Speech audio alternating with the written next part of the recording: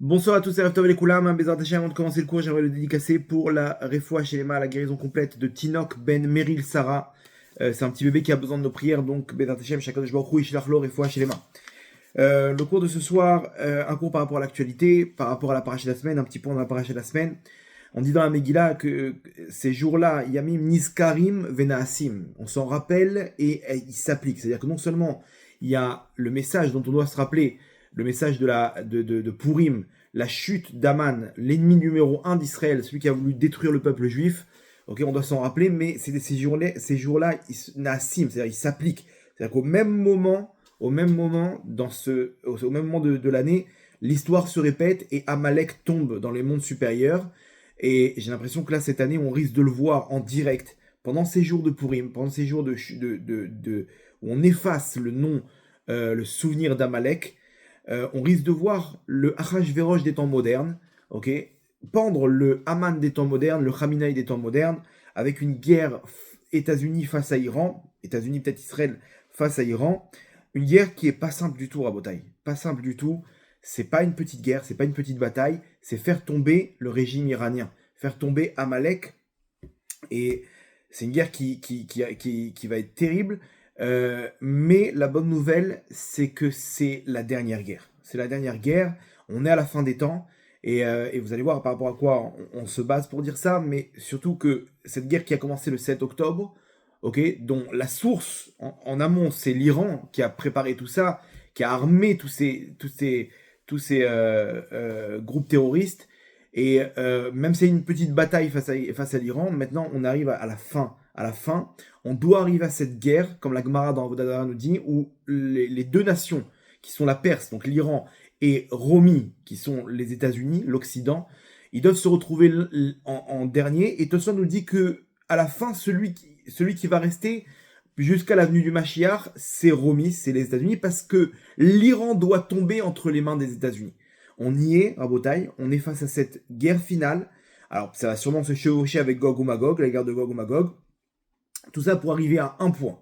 Un seul point, comme nous dit le prophète Yereskiel, Idgadalti ve'itkadishti ve'noadti le'ene goim rabim ve'edu ki'ani Hashem. Hashem, il va se grandir et se sanctifier, et il va s'établir là-bas devant tous les peuples, ok, devant les nombreux peuples, ve'edu, et ils vont arriver à connaître le monde entier, à connaître ki'ani Hashem, que je suis Hachem. Hachem, il va se dévoiler. Il y aura un dévoilement, et le prophète nous dit que ce dévoilement va se faire par l'intermédiaire d'une guerre finale. Cette guerre de Gog ou Magog, où tout a l'air de commencer entre la guerre de l'Iran et les États-Unis.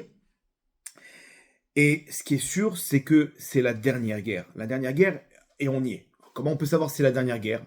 Alors qui te dit qu'on y est? Comment on peut affirmer avec certitude que on est face à une guerre qui nous mène à la fin des temps?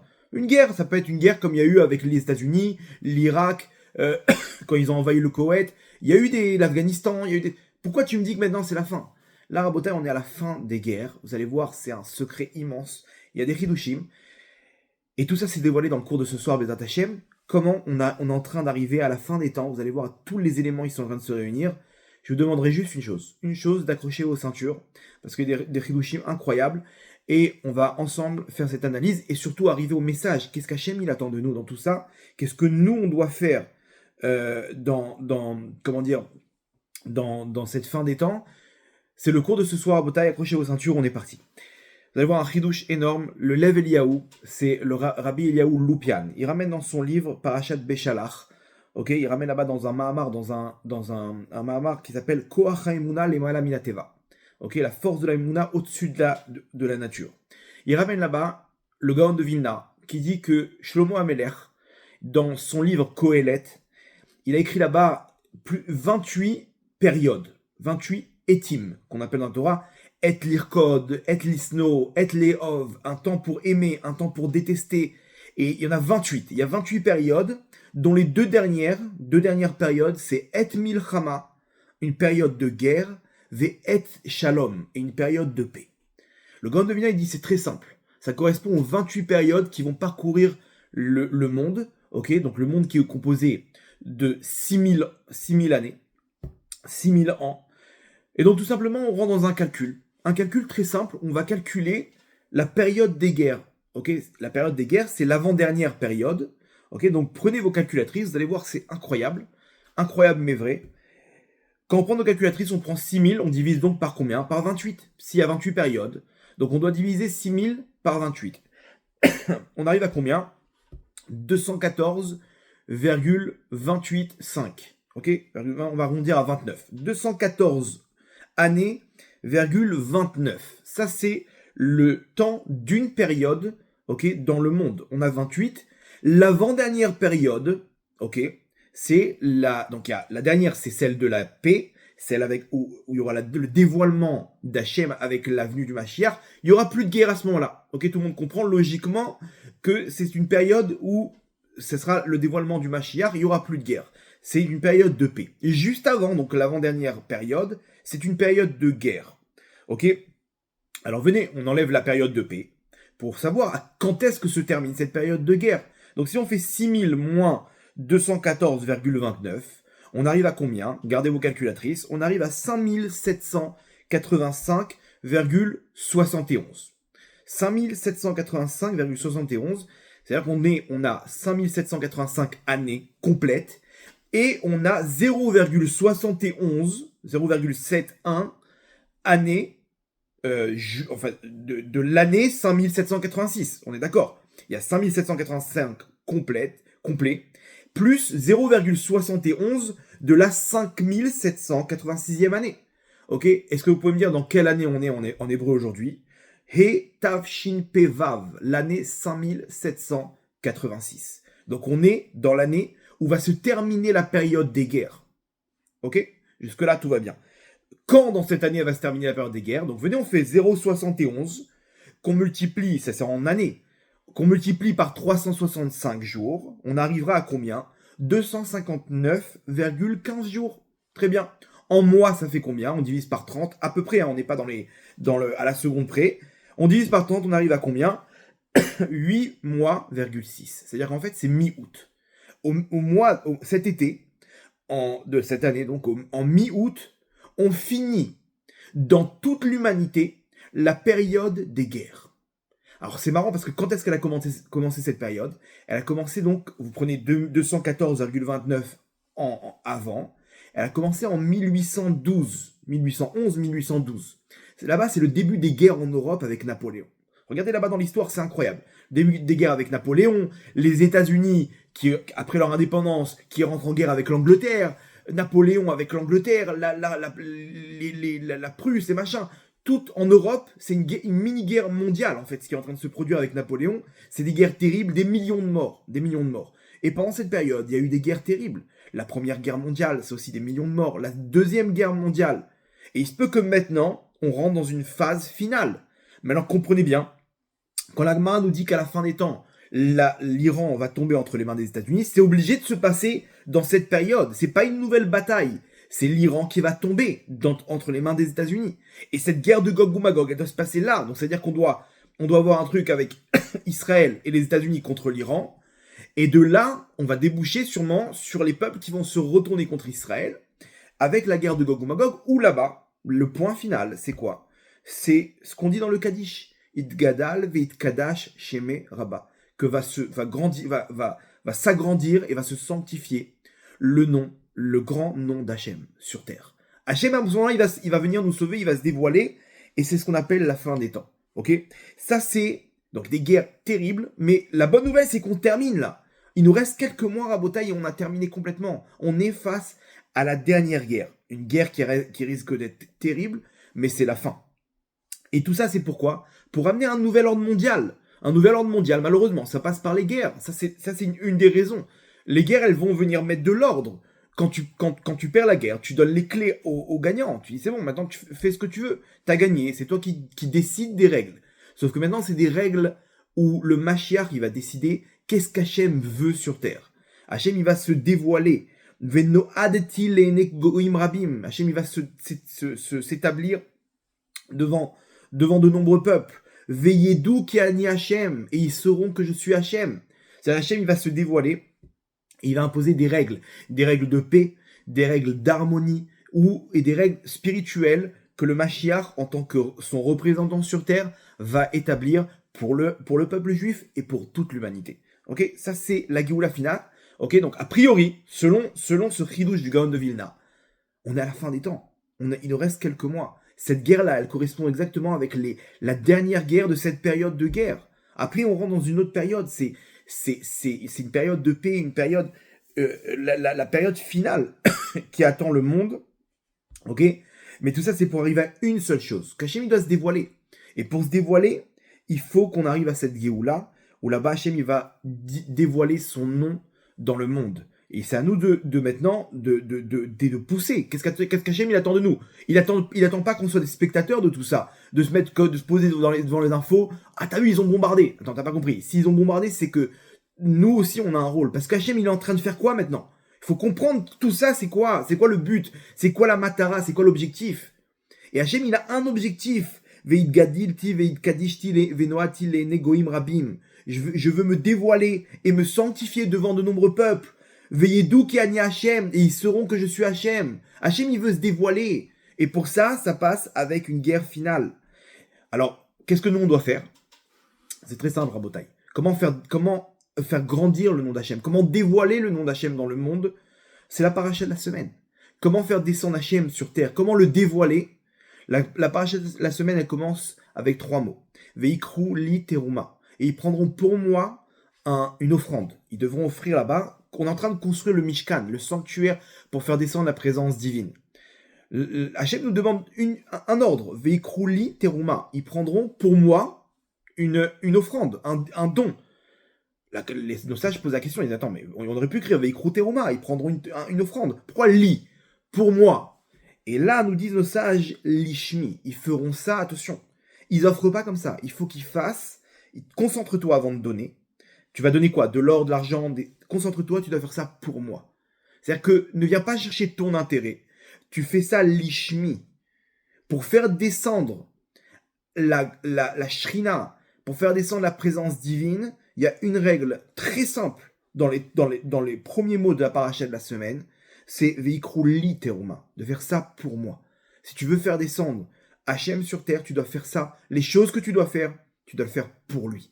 Tu dois arriver à un niveau où tout ce que tu fais, c'est pour faire grandir le nom d'Hachem sur terre. C'est pour dévoiler le grand nom d'Hachem dans le monde. Ça, c'est par cette pensée de Emouna, où tout est dirigé vers Hachem. Que en od milevado, il n'y a rien d'autre que toi, Hachem. Ce que je fais, c'est pour toi. Il n'y a pas d'autre entité. Et cette entité, des fois, ça peut être moi-même, ça peut être mon intérêt. Je le fais pour gagner de l'argent, pour m'enrichir, pour avoir du mazal. Non, ça c'est la galoute. Arriver à la fin des temps, on doit arriver à ce point-là. Que en la nou almi leishaen. Tout ce qu'Hachem il va déranger à la fin des temps, c'est pour une chose. Pour que tu puisses arriver à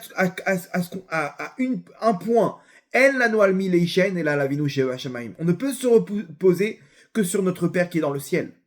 C'est-à-dire quoi? C'est-à-dire que toutes les bases de la société sur lesquelles on se reposait, on ne pourra plus se reposer dessus. Ça peut être quoi? La police, l'armée, les hôpitaux, les médecins, les avocats, tout ça, c'est des trucs qui nous donnent une confiance dans le monde. Depuis le 7 octobre, à Botaï, tout s'est ébranlé. Il n'y a plus de règles. Du jour au lendemain, la police ne sert plus à rien. Ça y est, il y a des terroristes qui sont en train de taper à ta porte. Il n'y a plus d'ambulance. Attends, on va appeler les flics, on va appeler une ambulance. Non mais je t'explique, ils peuvent pas venir, il n'y a pas d'ambulance maintenant. Alors on va appeler l'armée, mais il n'y a pas d'armée, ils ont été surpris, il n'y a plus rien. Alors quoi? Mais c'est bon, de toute façon, au pire, on a des médecins, non mais Corona, un nouveau virus, tout est ébranlé, le HM il dérange, il secoue le monde. Il n'y a plus rien, on ne sait plus sur quoi se reposer. Il y a de l'argent, mais demain il peut y avoir une crise économique, qu'est-ce qu'on fait? Qu'est-ce qu'on devient? Alors HM il te dérange il te montre que toutes les choses solides sur lesquelles on aurait pu se baser, Hachem, il secoue pour une chose, que tu arrives à un point. Elle la noie le on peut se reposer que sur Hachem. Hachem, toi, t'es ma sécurité dans ce monde-là. Toi, t'es mon compte en banque, toi, t'es mon avocat, toi, t'es mon médecin. C'est toi qui me guéris, t'es mon psychologue, t'es tout en même temps, Hachem. Je m'adresse à toi et je reçois ce que j'ai besoin. Et c'est très dur parce que on a une tendance à dépendre des autres, à dépendre de nos forces, à dépendre de notre argent, de notre pouvoir. Et ça, c'est ce qu'Hachem, il veut transformer. Ça, c'est la fin des temps. Donc le monde, on va arriver à un séisme mondial pour arriver à un point. Si on a compris là où on veut aller, alors on n'a plus qu'à dès maintenant le faire pour pouvoir accélérer les choses et pour pouvoir faire en sorte que ça se passe, la fin des temps, et puisse se passer de la meilleure des manières. Berachamim, comme on attend avec impatience. Donc Hachem, il amène le monde vers ce point-là. Vous allez voir, c'est incroyable. Qu'est-ce que nous on doit faire sur le plan technique, à part la Emouna, vous allez voir comment Hachem, il nous aide avec ce qu'il a fait descendre sur terre, il nous aide à pouvoir arriver à ce point-là. D'abord, une petite introduction, une petite histoire que j'ai raconté souvent, cette histoire. La lettre de la Géoula, Igeret à Géoula du Baal Shem Tov. Le Baal Shem Tov, il raconte un jour qu'il a rencontré le Mashiach. Donc il a fait monter sa Neshama, et il a rencontré là-bas dans un monde le Mashiach, le libérateur du Ham Israël. Et le Mashiach, il lui dit, donc Baal Shem Tov lui pose la question, il dit, quand est-ce que va venir notre maître? Tout simplement, tu rencontres le Mashiach, la première question que tu lui poses, c'est quand est-ce que tu viens? Et c'est ce qu'il lui pose comme question. Et le Mashiach, il répond, il lui dit, Bezot Teda, tu sauras, je vais te donner un signe, et tu sauras que c'est le moment où je vais me dévoiler. Il lui dit, il y a Futsu Mayanutra Chutza, que tes sources, elles jaillissent en dehors, c'est-à-dire que la Torah de Chassidut, les secrets de la Torah de la Chassidut, qui vont jaillir en dehors. Donc ça, tout le monde connaît. La deuxième partie, un peu moins connue, et un peu plus difficile à réaliser, parce qu'aujourd'hui, Baruch Hashem, tout le monde est d'accord, la Torah de Chassidut, que ce soit Baal Shem Tov, Rabbi Nachman, Baal Atania, cette source-là, elle jaillit. Baruch Hashem, il y a des livres expliqués, toutes les langues, etc. La suite, elle est un peu plus compliquée, et si c'est ça, on est un peu loin du compte. Parce que le Mashiach, il leur ajoute un élément qu'on nous interprète pas souvent, la suite de la phrase, Veyuchlu gam hema, et ils pourront eux aussi, la sot yichudim ve'aliot kamocha, et ils pourront eux aussi, c'est-à-dire le commun des mortels, eux aussi pourront arriver à faire des yichudim. Des yichudim, c'est quoi? C'est unir le nom d'Hachem, associer le nom d'Hachem dans n'importe quel point de la création. Alors, selon la Kabbale, c'est quoi des Yichudim? C'est plusieurs Shemot Akdoshim qui représentent des forces spirituelles, qui représentent des forces naturelles. On les associe pour faire descendre ces lumières. On crée des lumières, on fait descendre l'abondance, et ça amène une lumière incroyable dans le monde, et ça peut créer des choses, ça peut faire descendre des choses sur terre. Ça, c'est les Mekoubalim, les Kabbalistes. Mais nous, qu'est-ce qu'on fait avec ça? Alors, tu dis le Baal Shem Tov, on te dit non, peut-être pas c'est les Yichudim classiques, les Yichudim genre Baal Shem Tov. Ve'aliot kamocha, et faire monter sa neshama comme tu fais toi le Baal Shem Tov. Quand ils feront ça, le commun des mortels, on arrivera à ce niveau-là, sache que ça sera la fin des temps. Est-ce que quelqu'un peut me dire si on arrive à ce niveau? A priori, on est encore loin du compte. Imaginez-vous le niveau de Gdusha qu'il faut pour arriver à faire des Yichudim comme le Baal Shem Tov, et de faire monter sa neshama. Comment tu fais monter ta neshama? Je n'ai pas compris comment ça marche. C'est des grands sadikim qui arrivent à ce niveau-là. Alors vous allez voir, Abotai, c'est passionnant. Mais on va rentrer maintenant dans cette phrase-là, on va essayer de la calquer, essayer de la comprendre aujourd'hui en 2026, à la fin des temps. Si vous avez bien compris qu'on est à la fin des temps maintenant, donc on devrait arriver à ce signe-là, de faire des Yichudim et des Aliot comme le Baal Shem Tov. Et vous allez voir, c'est incroyable. Incroyable, mais vrai. C'est le dernier niveau. Et a priori, les bras cassés comme nous, on peut le faire. On peut le faire, c'est entre nos mains. On peut y arriver. Et vous allez voir, c'est passionnant comment le faire. Petite introduction. La Neshama, notre Neshama, elle est divisée en 5 éléments. Nefesh, Ruach, Neshama, Chaya, Yechida. 5 niveaux de Neshama. Alors, pour y arriver, il y a un chemin classique qui est très très long. Très très long, c'est beaucoup de Gdusha, beaucoup d'études de Torah, beaucoup de tfilot, beaucoup de pleurs, de larmes, beaucoup de tzedakot, beaucoup de mitzvot, de la meilleure des manières pour arriver au plus haut niveau. Aujourd'hui, Hachem, il nous donne des éléments pour passer les étapes. Il nous montre ce qu'on aurait pu apprendre des années dans la Torah. Il nous montre dans la vie de tous les jours à quoi correspondent ces niveaux, ces 5 niveaux à atteindre. Et je vous dévoile tout de suite maintenant, c'est quoi les Yichudim que fait le Baal Shem Tov? C'est d'arriver au dernier niveau qui est la Yechida. Yechida, c'est, si on traduit littéralement, c'est l'unicité. Arrive à ce niveau où tout est un. Tout est un. C'est-à-dire de faire Yichudim comme le Baal Shem Tov, c'est pas forcément des Shemot Akdoshim. C'est arriver à prendre 2 idées deux entités, et relier tout ça à la Yechida qui est Hachem. L'unique. Echad. Hachem, il est unique. Il est un. C'est de réunir tout ça à Hachem, à son nom d'Hachem, le nom d'Hachem. Ok? Alors, allez, Nefesh fait quoi? On va faire maintenant étape par étape pour arriver au plus haut niveau. Vous allez voir, c'est entre nos mains, c'est faisable, et c'est surtout très passionnant. Le Nefesh, ça représente la force des actes. Donc les actes, tout le monde est capable de le faire, c'est comprendre qu'est-ce que tu es capable de faire, est-ce que tu es capable de faire. C'est-à-dire quoi? C'est-à-dire que c'est une guerre qui se passe dans les actes. Est-ce que tu arrives à faire Shabbat ou pas? Donc ça c'est généralement, si vous voulez voir votre niveau, regardez si vous êtes dans les actes. Est-ce que vous arrivez? Et si tu es toujours en train de te battre pour faire ton Shabbat, c'est que tu es au niveau du Nefesh. Alors rassurez-vous, c'est pas sur toutes les mitzvot. Généralement, on doit atteindre tous les niveaux sur les mitzvot qui sont notre mission sur Terre. C'est là-bas qu'on doit atteindre tous les niveaux. Pour les autres domaines, pour les autres mitzvot, on n'est pas obligé d'atteindre tous les niveaux, on doit faire notre maximum, mais on doit se focaliser sur notre mission sur Terre. Le Nefesh, c'est les actes. Quelqu'un qui est encore au niveau de se battre pour se lever, pour aller à la tfila, pour faire la tfila, j'ai oublié ma tfila, j'ai oublié ma prière, j'ai oublié de mettre les tfilines, c'est qu'il est là-bas, il est dans le Nefesh, il est encore en train de se battre à ce niveau-là. Tout le monde est là-bas, même des hommes de Torah, Rabotai. Des hommes de Torah, ça me rend malade de voir à la tfila des hommes de Torah qui connaissent la Torah, sur leur apparence extérieure, dont les tfilines tombent sur le front. Faut savoir une chose, Rabotai, que si les tfilines elles dépassent la racine des cheveux, même Bediavad, c'est comme si ils n'ont pas mis les tfilines.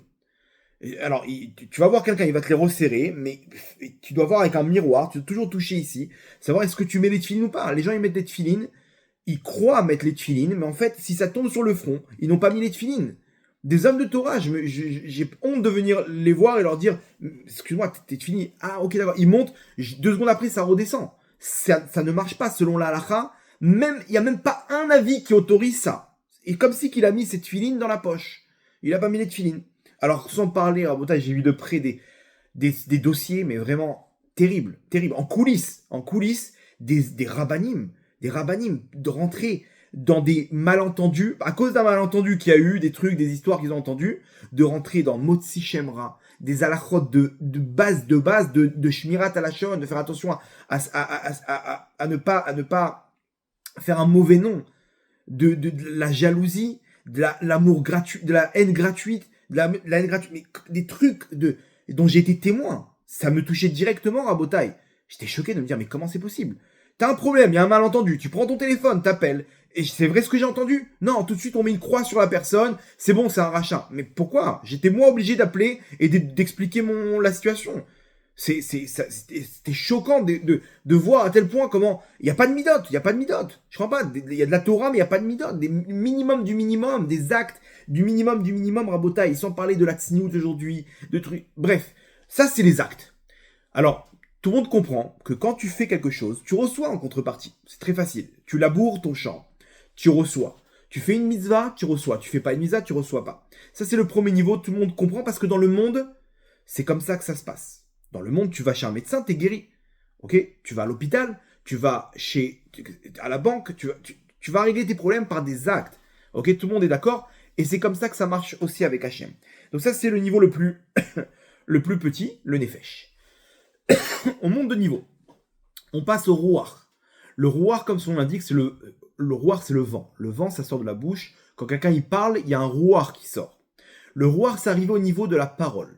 C'est-à-dire, non seulement c'est pas tout de se lever pour aller à la prière, de prier, mais aussi, il y a l'acte de venir à la prière, mais il y a la prière elle-même. De quelle manière tu prononces? Le Kaddish, par exemple, beaucoup de gens font l'erreur de dire Idgadal. C'est quoi Idgadal? Idgadal, ça n'existe pas. C'est avec un Yud. Un Yud, en français, ça serait le Y-I. Donc, c'est Yit. Alors, maintenant, c'est un Taf après. Donc, c'est un T.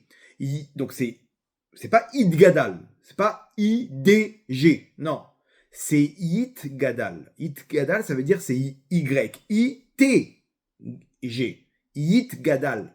Les gens ne prononcent pas, ils ne disent pas que le nom d'Hachem, que grandisse le nom d'Hachem. Ils sont partis dans un autre mot. Donc ça marche pas. Il faut savoir aussi comment prononcer. L'étude de la Torah, c'est Rouar. la parole, de renforcer, de prier, de dire des télim, tout ça, ça fait référence à la parole. Ça, c'est Ruach Rabotai. Alors, comprenez bien. À l'époque, je vous parle de ça il y a 300-400 ans. Comment, même plus, même moins que ça, il y a même 200 ans, comment une personne, elle pouvait se dire, quand elle lisait les dosages qui disent que la Hachem, il écoute toutes les prières. Shomea tefilat kolpe. Hachem, il écoute les prières de chacun d'entre nous. 2 secondes. Tu m'as dit tout à l'heure, j'ai une question, hein, Godard. Tu m'as dit tout à l'heure, El Anual Minechen, El Alavinu Sheba Shamaim. Notre Père, il est où? Dans le ciel. Ok. Moi, tu me dis qu'il écoute toutes les prières. Donc moi, quand je parle, ok, toi, t'es en face de moi, t'entends ce que je dis. S'il y a quelqu'un à 100 mètres et que je parle, ok, alors maintenant, la mida, en plus, c'est la voix basse. Donc, il m'entend pas.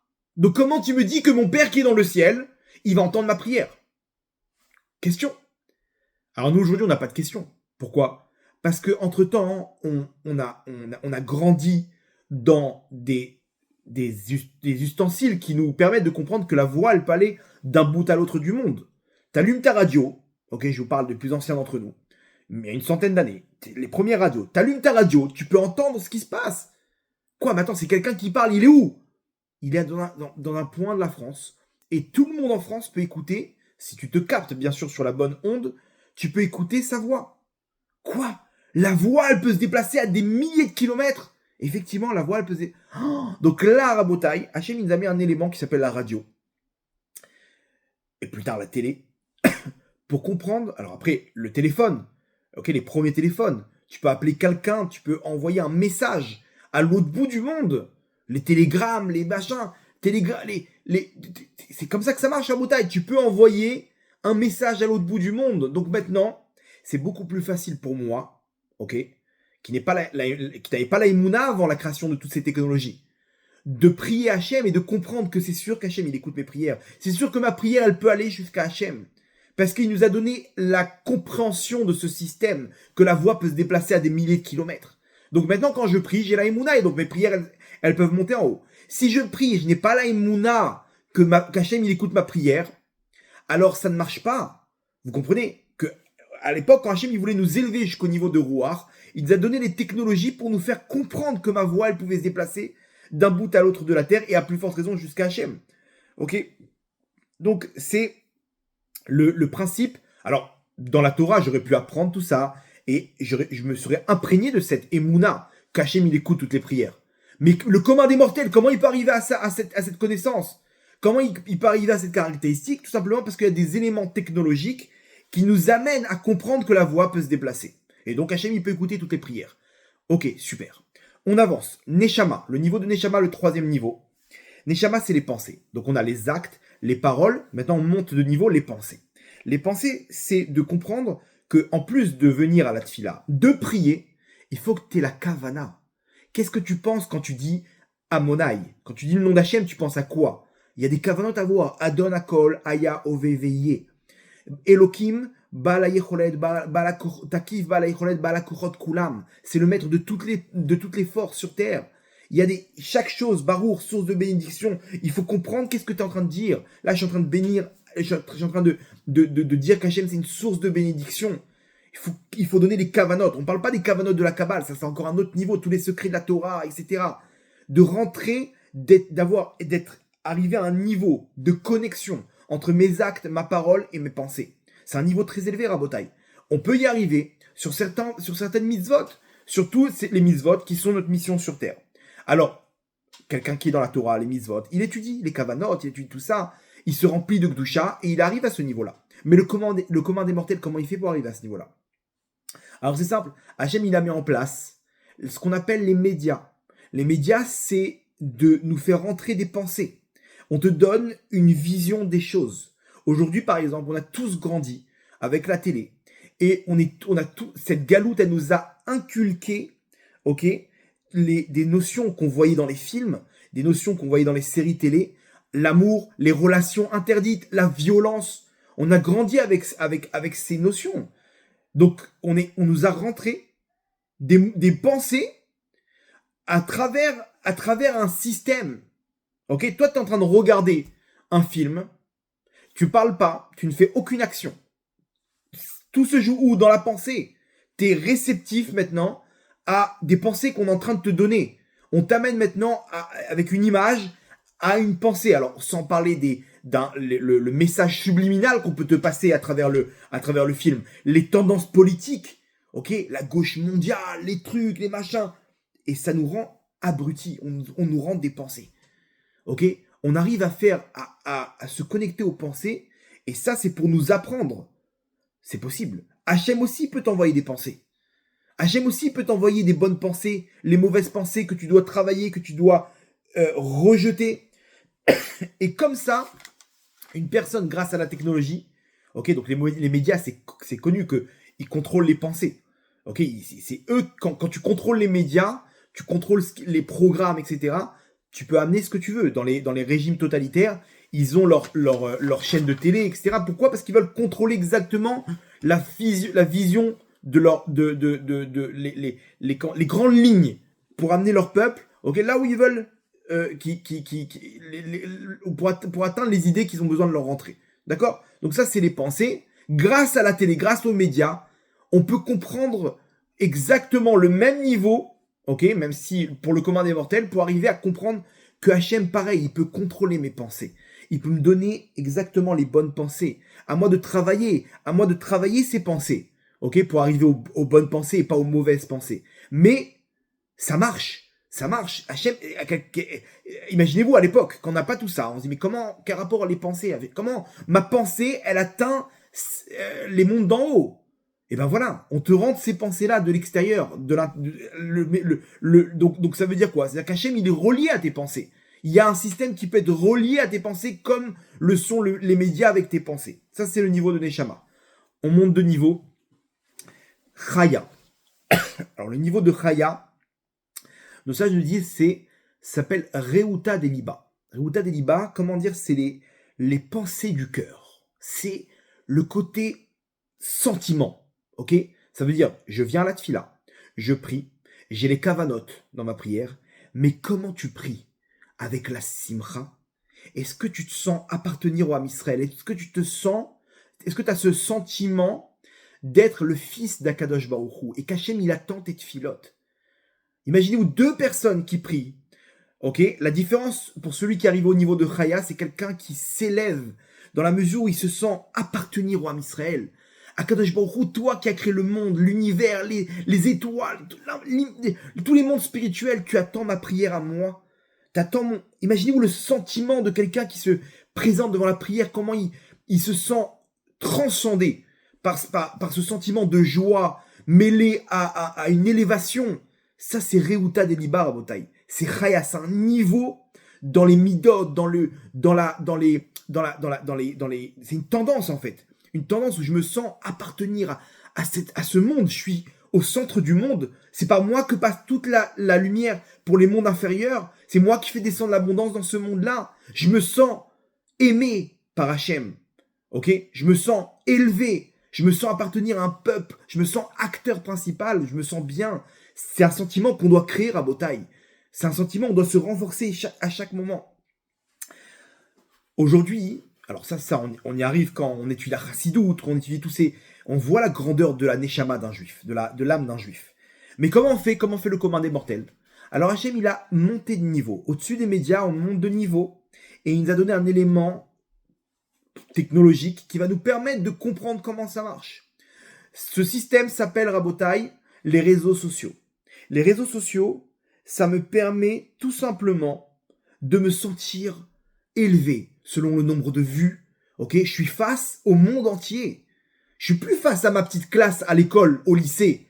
Je suis face au monde entier, des gens à travers le monde. Ils me mettent des pouces, ils me mettent des likes, ils me mettent des vues, ils me mettent des commentaires, ils me souhaitent bon anniversaire. À travers le monde, des Espagnols, des Anglais, des Américains. Quand je mets une vidéo sur TikTok, je reçois 2 millions de vues. Mais vous vous rendez compte ce que ça apporte comme sentiment à une personne? Et l'inverse, comment ça peut détruire une personne? Une vidéo, boum, tac, tu détruis la vie d'une personne. Tu peux détruire la vie d'une personne à cause des réseaux sociaux, Rabotai. C'est combien de suicides, combien de gens ils ont été mis de côté, ils ont été, à cause d'une photo, un dossier, boum, balancé. C'est terminé. Tu peux détruire une vie avec les réseaux sociaux. Ça se passe au plus profond de l'esprit d'une personne. C'est très profond dans l'inconscient. De sentir qu'on existe, de sentir que je suis quelqu'un d'important, on peut y arriver grâce aux réseaux sociaux. C'est pour ça que ça a tout de suite pris, parce que on me donne de l'attention. Mais cette attention, tu l'as. Tu peux, regarde ce que tu as dans les réseaux sociaux. Tu peux comprendre que c'est exactement pareil. T'as le like et le pouce d'Hachem. Pourquoi cette chanson de Hachem Idbarach Tamido Evoti, que Hachem toujours il m'aime, pourquoi elle a cartonné? Parce que c'est comme ça que ça se passe. Hachem il nous aime, et Hachem il nous élève, et on fait partie de ce peuple juif. Acteur dans la fin des temps, mais vous vous rendez pas compte? On n'a pas besoin des likes de la société. On n'a pas besoin de se retrouver sur le banc des accusés, et chaque fois d'attendre. Alors c'était bien? Alors comment elle est cette photo? Comment vous avez trouvé mes vacances? On n'a pas besoin d'attendre les retours des gens.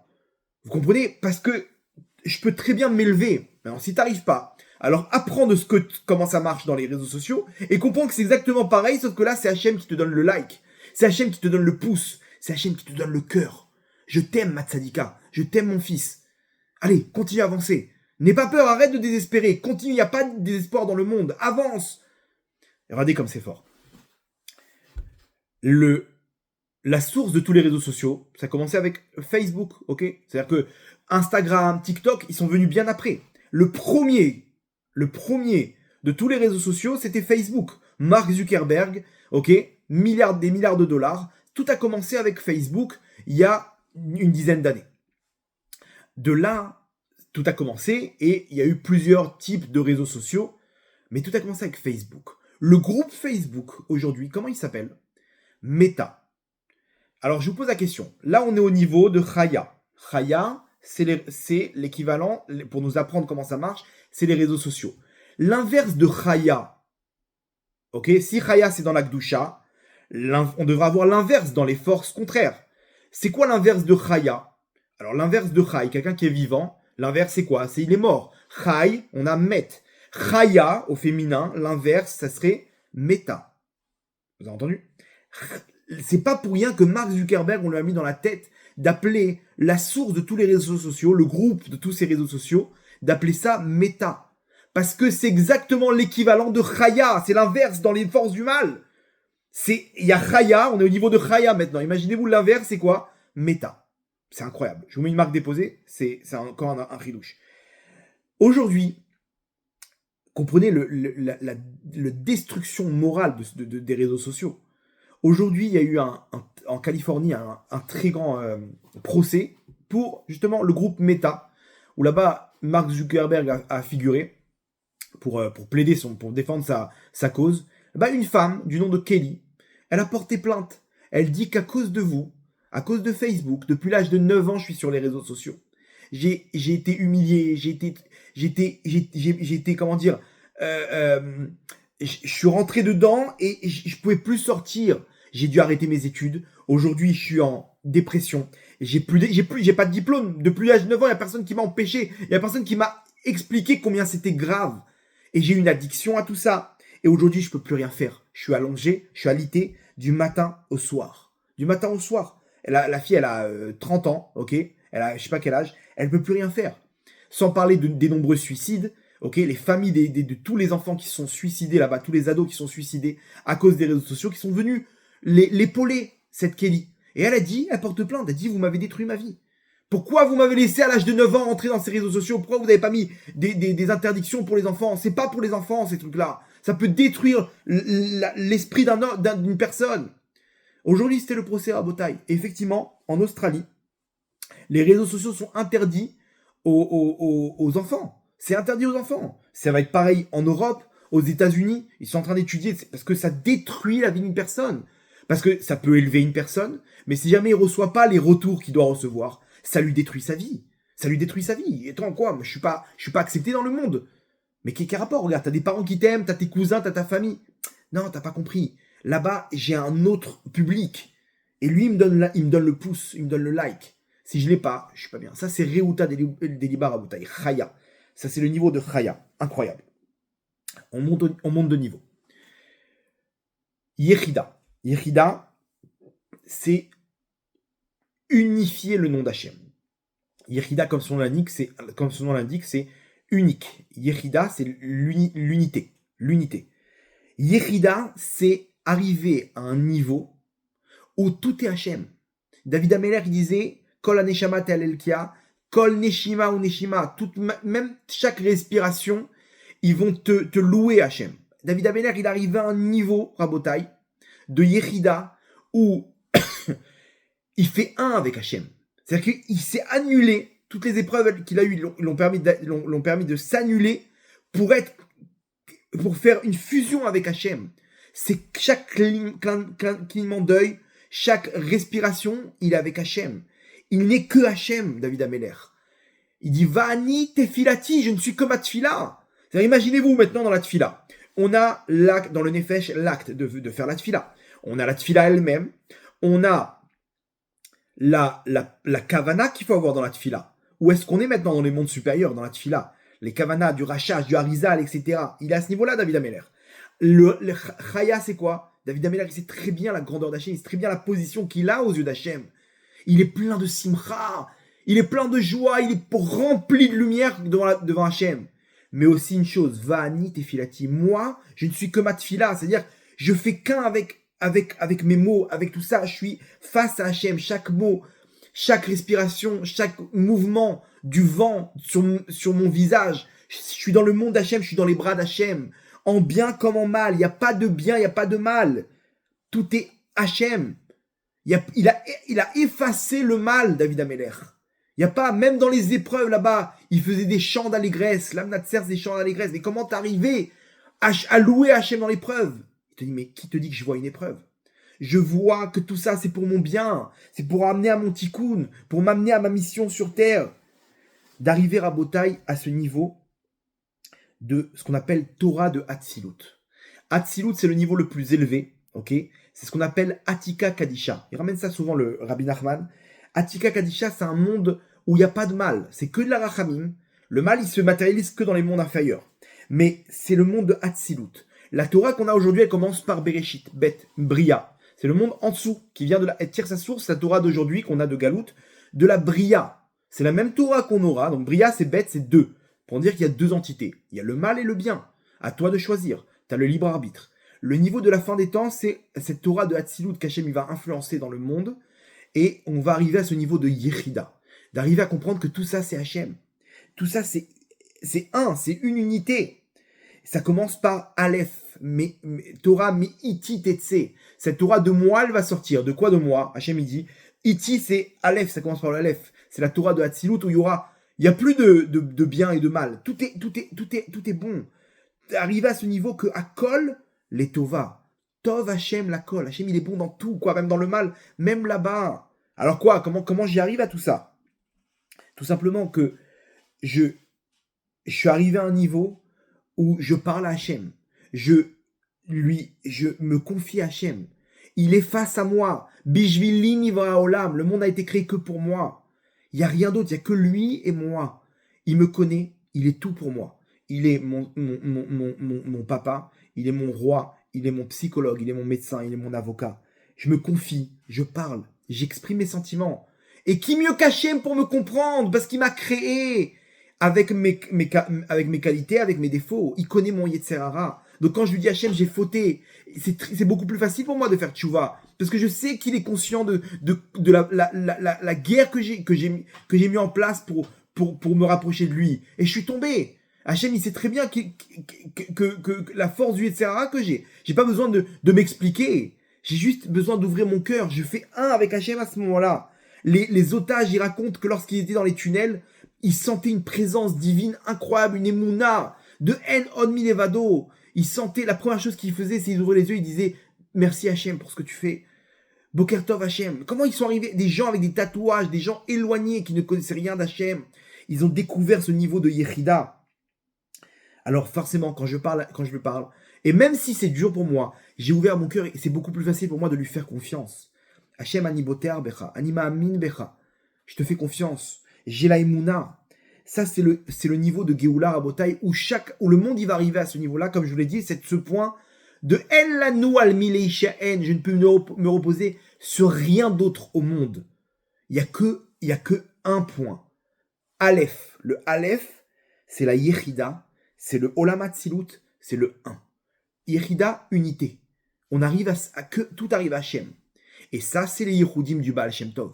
Alors pour y arriver, tu me dire, on n'est pas David Amener là, de quoi tu parles? La Emouna, j'essaye, je me bats, mais tu me parles d'une fusion avec Hachem, qui connaît tout, tu parles, tu trucs.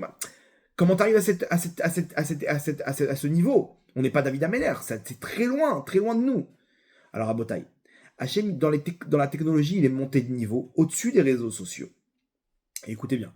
Et là, ça va nous permettre de comprendre le niveau de Yechida. Aujourd'hui, la grande mode, et c'est la dernière technologie avant la fin des temps, mais c'est terrible, c'est ce qu'on appelle l'intelligence artificielle. Intelligence artificielle, IA, ou en hébreu, en anglais, on dit AI, ok? AI, c'est l'intelligence artificielle. En anglais, c'est quoi ces lettres? A et I. Le A, c'est la première lettre de l'alphabet, ok? La première de l'alphabet, ça vous dit quelque chose? On a dit que la Torah de Yechida de Hatzilut, elle commence par Aleph. C'est la même Torah, sauf que c'est l'interprétation. Le Aleph, c'est la première lettre de l'alphabet. Le Aleph, c'est quoi la valeur numérique? C'est le 1. Là, on est dans AI. A, le I, il ressemble au 1. C'est une barre, comme le 1. Pour dire qu'on est exactement dans le parallèle de la Yechida. Ok? Et ça, c'est la fin du monde, Rabotai. La fin du monde au niveau technologie, il n'y aura pas de technologie plus forte que ça. Alors, bien sûr, avec ça, on peut tout faire. Ok? On peut créer des choses grâce à ça. Mais, remarquez bien, c'est le même point que la Yechida nous amène, c'est-à-dire le point de En lanu al mileshen et la lavinu sheba shamaim. Aujourd'hui, on arrive à ce point-là grâce à l'intelligence artificielle on ne peut se reposer que sur ChatGPT ou sur Gemini. Gemini, ce que vous voulez, je ne sais pas ce qu'il y a qu'aujourd'hui. L'intelligence artificielle, aujourd'hui, il y a des gens qui sont arrivés à un niveau de se reposer que sur l'intelligence artificielle. 4 personnes cette semaine, ils m'ont raconté la même version. L'addiction qu'ils ont pour leur intelligence artificielle, le lien étroit que j'ai appris à mon intelligence artificielle, exactement comment me parler, comment me coacher, comment me comprendre, comment me répondre, comment me donner exactement les besoins, les conseils que je dois avoir. Et aujourd'hui, j'ai plus besoin d'avocat. Je dis, attends, voilà, je suis face à un procès. Ok? Comment répondre à ces arguments? Il te ramène dans tous les données qu'il a, il te fait un résumé par rapport à des cas similaires en Australie, aux États-Unis, tac, tac, tac, tac. Il te donne tous les éléments. Ok, je te montre une photo. Regarde, j'ai un problème là de peau. Ok, je te montre une photo. Tu peux me donner une conclusion médicale. Effectivement, selon cette photo-là, il y a 3 hypothèses. 1, 2, 3. La première comme ça, la deuxième comme ça, la troisième comme ça. Conclusion. Ok, il n'y a pas besoin de s'inquiéter. C'est un problème de tac, de ci, de machin. Et il commence à te conseiller. Alors attends, il m'a économisé d'aller faire la queue devant le médecin qui m'aurait envoyé chez le podologue, chez le dermatologue, pardon. et on aurait... Rien du tout, petite photo. Ça a duré combien? 3 secondes. J'envoie la photo. C'est quoi? Et les gens, ils leur parlent. Et il n'y a plus besoin de graphiste. Il n'y a plus besoin de conseiller conjugal. Je connais un mec comme ça. Je lui donne un conseil pour ça, par rapport à son shalom bayit. Il me rappelle, il me dit, c'est incroyable, tu m'as donné le même conseil que ChatGPT. Je lui dis, ouais, je sais pas si c'est un compliment ce que tu me dis ou pas, mais non, je t'explique, la Torah, c'est pas pareil. On n'est pas dans le même truc. C'est ton psychologue. Je vais me confier. Ils arrivent à l'éduquer. Je veux que tu lui parles comme ça. Je veux que tu me parles comme ça. Attention, tu me dis des Baruch Hashem, tu me parles selon les règles de la Torah. Tu m'amènes pas les trucs de psychologue, tu me parles bien. Tu me ramènes. Et donc, une personne, elle se sent en confiance. Elle a bitachon ChatGPT. C'est la Emouna. J'ai la Emouna. C'est bon, je suis capable de tout. Je suis le roi du monde. J'ai tout avec moi. J'ai tous les éléments du monde regroupés. Je peux contrôler ma maison, je peux contrôler mon frigidaire, ma machine à laver. Je peux faire maintenant une application, ok? Comment contrôler tel et tel truc et comment qu'il y a un truc qui va répondre à WhatsApp automatiquement, ok, qui va répondre au téléphone avec ma voix automatiquement. Je suis au top. C'est-à-dire tout est relié à cette entité-là, qui est ChatGPT, qui est l'intelligence artificielle. On arrive au A, au Aleph, de l'autre côté. Rabotaï, Hachem il nous a créé tout ça. Alors je vous donne juste une petite parenthèse qui fait peur, mais il faut que vous le sachiez. Il y a un grand Mekoubal, un grand kabbaliste, qui s'appelle le Rav Ohad Torjman, qui est dans la vieille ville à Jérusalem. Il a dit, alors c'est quelqu'un de très très kadosh. Mekoubal, qui connaît les kaméodes, les Shemot Akdoshim, etc. Il est Nazir Olam. Nazir Olam, c'est-à-dire qu'il se laisse pousser les cheveux, comme à l'époque du Beth Amikdash. Il a pris sur lui une Nézirout. Il arrive à un niveau de Gdusha énorme. Il est reconnu par les grands d'Israël. Ok ? Il est reconnu par les grands d'Israël. Et lui, il dit une chose simple. Il dit l'intelligence artificielle, c'est ni plus ni moins qu'un groupe de démons. Un groupe de démons qui sont réunis pour faire cette dernière épreuve de la fin des temps. Un groupe de démons. Alors, bien entendu, vous imaginez bien que au début, c'est très neutre. Pourquoi ? Parce qu'ils veulent que toute l'humanité elle rentre dedans. Et c'est en train de conquérir le monde. C'est en train de conquérir le monde. Et au début, c'est neutre. Ils rentrent pas dans les religions, ils rentrent pas dans la politique, ils rentrent pas dans ces trucs-là. Ils te respectent. Et après, ces gens-là, ils ont un agenda. Donc après, ils vont rentrer là-bas en amont. Ils vont entrer maintenant dans les milliards de réponses que tu vas donner. Tu vas mettre une tendance X ou une tendance Y. Et on va laver le cerveau des gens. On va les amener à un endroit. Et on va contrôler les gens. Et on va les amener là où on veut les amener. Comme des petits moutons gentils et obéissants. Ok ? Bon, bref, au début, c'est comme ça. On veut attirer. Bref, en tout cas, l'histoire, comment nous, on doit interpréter tout ça de l'extérieur. Regarde comment tu es avec ton chat GPT, tu lui parles. Tu te sens bien. Tu sens de la confiance. Pourquoi Hachem a fait tout ça pour te montrer, attention, ne crois pas qu'il faut que tu aies le niveau de David Ameller. Tu peux exactement comprendre que la Yechida, c'est exactement ce lien de Cheder Yichud, de chambre à... Les mariés, ils se retrouvent juste après la roupa dans la Cheder Yichud. Ils sont là, l'un face à l'autre, en train de se regarder, en train de se parler, en train de vider leur cœur, se prendre par la main, de regard droit dans les yeux, et ils se parlent de Neshama à Neshama. C'est les retrouvailles. On peut créer ce lien avec Hachem Rabotai, ce lien de Yechida, ce lien où Hachem, il n'y a que toi dans le monde. Je vais aller voir le médecin, mais c'est toi Hachem. Je vais aller voir mon avocat, mais c'est toi. Je parle, je m'adresse à Hachem, je vide mon cœur. Alors, la différence avec les forces du mal, c'est que les forces du mal, ils payent en cash, ils payent avec un chèque en bois. Ils te donnent tout de suite la somme. Mais c'est un chèque en bois. À la fin, ça te retombe dessus. C'est du tout de suite, fast food. Dans la Gdusha, il faut investir, il faut construire. Mais Hachem, il amène le monde à ce point-là. De En Lanu al Mileishen et Alavinu Sheba Shamaim. Hachem, tout ce qu'il a créé, il nous amène dans ces niveaux technologiques, excusez-moi, pour comprendre comment ça marche, ce lien que tu as avec ton intelligence artificielle. Tu dois avoir une addiction à Hachem. David Ameller, il dit Vani kirvat Elokim litov. J'ai qu'une chose que je recherche. Et il avait tout au monde, David Ameller. Une chose, la proximité avec Hachem. Il se confiait à Hachem, il parlait avec Hachem, il chantait à Hachem. Et Hachem, il lui répondait. Alors, il lui répondait sous forme de névoie, sous forme de prophétie, de roi Hakodesh. Mais nous, dans la vie de tous les jours, si on y croit, Hachem, il peut te répondre. Il peut te répondre. Et des centaines d'histoires, j'ai sur ça. De gens avec la Emouna Pshuta. Ils ont parlé avec Hachem, ils ont eu leur réponse dans la journée, le lendemain. Mais bien sûr, il faut y croire. Si tu y crois pas, ça marche pas. Parce que toi, tu crois que tu envoies une bouteille à la mer. Bon, il faut faire la Hitbo des doutes, on va parler à Hachem. Non, t'as pas compris. Quand tu crées ce lien avec Hachem, il faut que tu aies la Emouna. Mais comment j'ai la Emouna ? Moi, je suis pas David Ameller. Alors regarde ce qu'Hachem il a mis aujourd'hui dans le monde pour comprendre que c'est ce que tu fais avec ChatGPT. C'est exactement ce que tu dois faire avec Hachem. Tu te confies à Hachem. Tu veux configurer le ChatGPT à toi, mais Hachem il est configuré à toi. Parce que Bishvili Nivra Olam. Hachem il te dit, je veux que tu rentres dans ta tête une chose, que c'est pour toi que j'ai créé le monde. C'est ce que tu dois te rentrer dans ta tête. C'est-à-dire que je suis là que pour toi. Je te parle de la manière que tu veux. Un peu plus rachamim, un peu plus dur. Tu fais tchouva. Je suis là, mon fils. Et je suis avec toi. Hachem, il est au-dessus de tout ça, Rabotai. Mais Hachem, mieux que toutes ces bêtises. Hachem, c'est le Baal HaKochot Kulam. Hachem, c'est le roi, le maître de toutes les forces dans le monde. S'il veut, il peut te faire un miracle au-dessus de la nature. Quand tous les médecins, ils ont conclu une chose, ok, qu'est-ce qu'il peut faire pour ça, ChatGPT ? Par contre, Hachem, il peut te dire, attends, les médecins, ils sont dans ma main. La science, la technologie, la médecine, c'est dans ma main. Tu vas refaire une radio et tu n'auras plus rien. Pourquoi? Parce que tu t'es confié à moi et que tu as ouvert ton cœur et tu m'as demandé gentiment. Et bien sûr, mon fils, tu veux que j'enlève cette maladie, je l'enlèverai cette maladie. Tout simplement parce que tu as la Emouna. Parce que tu es arrivé à cette Yechida. Tu es arrivé à cette Reder Ichoud. Et n'importe quelle femme, elle demande à son mari, chérie, je t'en supplie, j'aimerais tellement avoir cette bague.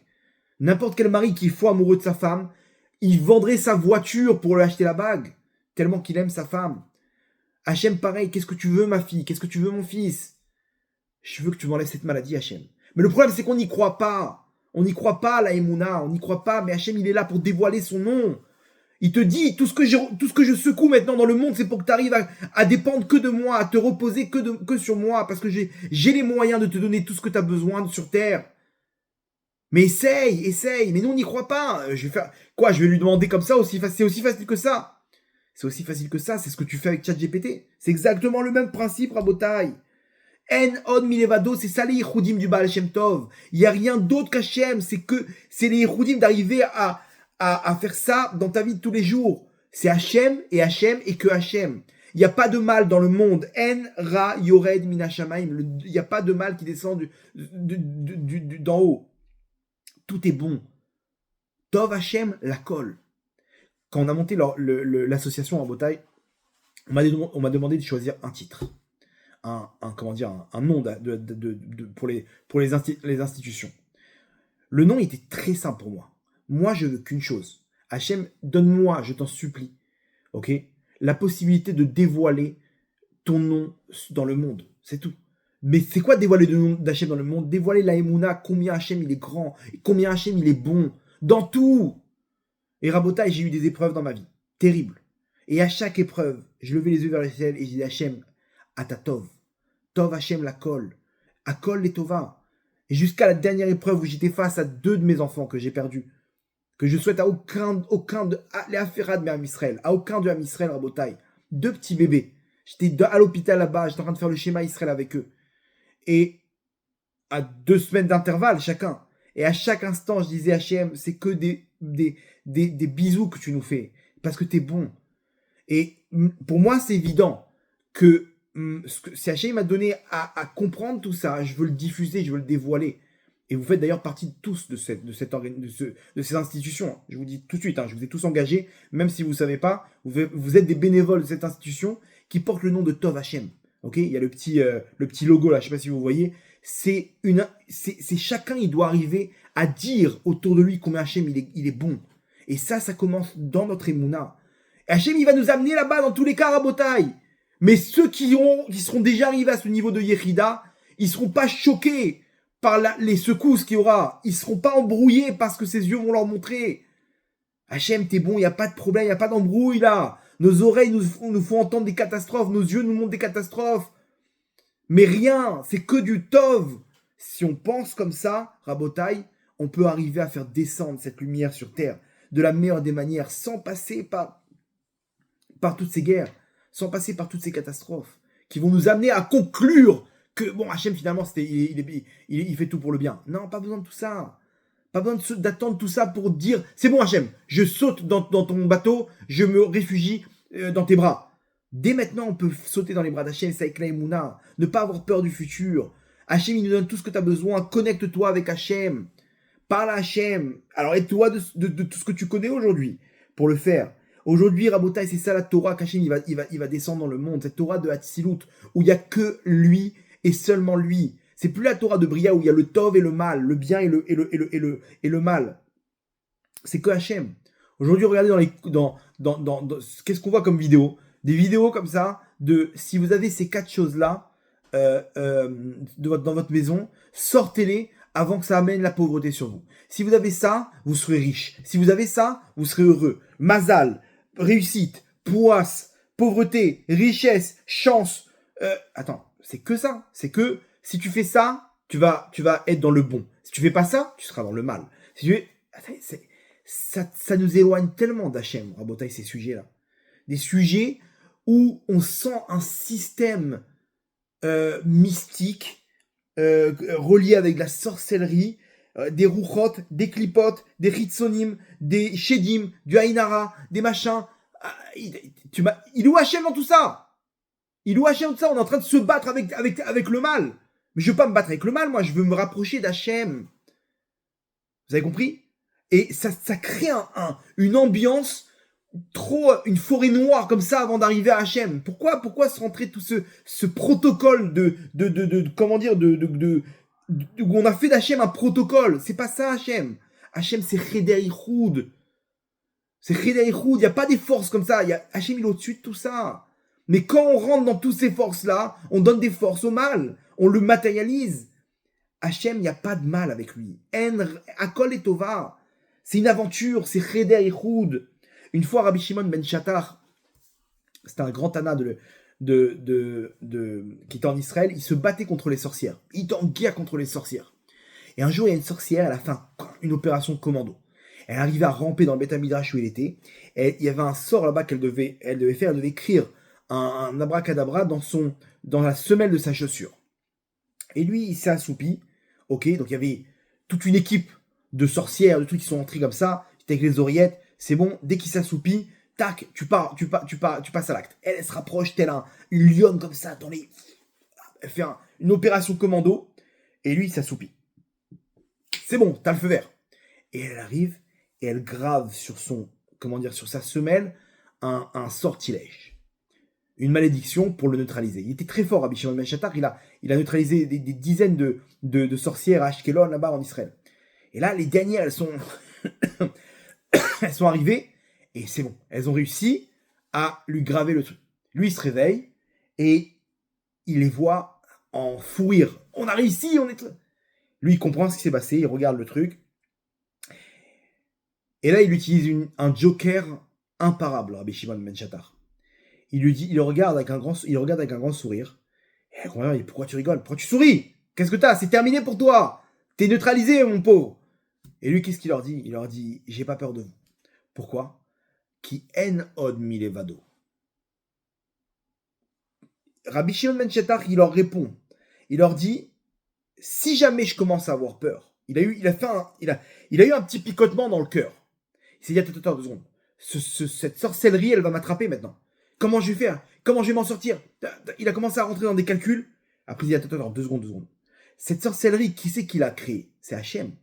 Je suis face à Hachem, tout ça, c'est Hachem. En on milevado, si Hachem, il décide que je sois neutralisé, je serai neutralisé même sans sorcellerie. Si Hachem, il décide que je suis handicapé, même sans ça. Si Hachem, il décide que j'ai rien, je suis au-dessus de la nature. Quand j'ai compris que tout est Hachem, je fais tomber le mal n'existe plus. Et donc, il lui dit, j'ai pas peur de vous. Pourquoi? Parce que en on milevado. En on milevado, je donne pas de force à tout ça, je suis au-dessus de tout ça. Et effectivement, la sorcellerie, elle a raté. Ils ont pas compris, mais c'est comme ça que ça marche. Il dit, oui, c'est comme ça que ça marche dans le monde de la Bria. Mais dans le Olam Hatzilut, c'est différent. Dans le Olam Hatzilut, là-bas, il y a que Hachem. Ça, c'est les Yichoudim du Baal Shem Tov, Rabotai. Même là-bas, de voir Hachem, de comprendre que cette sorcière, c'est Hachem et qu'il n'y aura rien. Si Hachem décide qu'il n'y aura rien, il n'y aura rien. On se place au-dessus de la nature, Rabotai. Et donc, on reçoit des forces au-dessus de la nature. Tout simplement, Rabotai, Emouna Pshuta, simple, une Emouna pure pour Hachem. De Tmimut. Tamim Tiem Hachem Elokecha. Si t'es Tamim, ok? Rachid nous dit, si t'es Tamim, alors, Im Hachem Elokecha, tu seras avec Hachem, ton Dieu. Et sois simple, le cœur pur. C'est la meilleure solution pour faire descendre Hachem. Donc rappelez-vous, Rabotai, comment arriver à ce point de En lanu al mileshain la lavinu sheba shamaim? Tout simplement, la paracha de la semaine. Veikrou li teruma. Quand tu fais quelque chose, fais-le pour moi. Oublie les autres entités, ne fais pas pour la parnassa, ne fais pas pour recevoir maintenant une femme tzadika ou des enfants. Fais-le que parce que on est ensemble, parce qu'on passe une aventure, un cadeau que tu fais. L'ishmi, tu fais ça, l'Eshem Shamaim pour Hachem. Ça, c'est le niveau qu'Hachem il veut nous amener. Ça, c'est le niveau de Yechida, qui a priori c'est au-dessus de nous. Et là, on comprend ce que le Bachar, il a dévoilé au Baal Shem Tov. Il lui dit, tu veux que je vienne?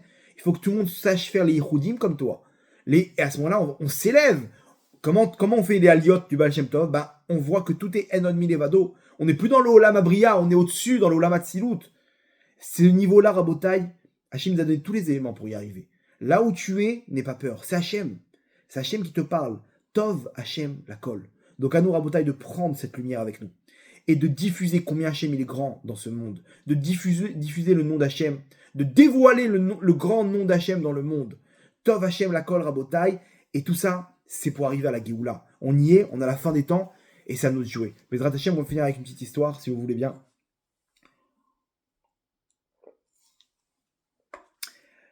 Il y avait à l'époque du Al-Sheikh HaKadosh, c'était à l'époque du Harizal, là-bas, il y avait un tzaddik, un petit juif simple.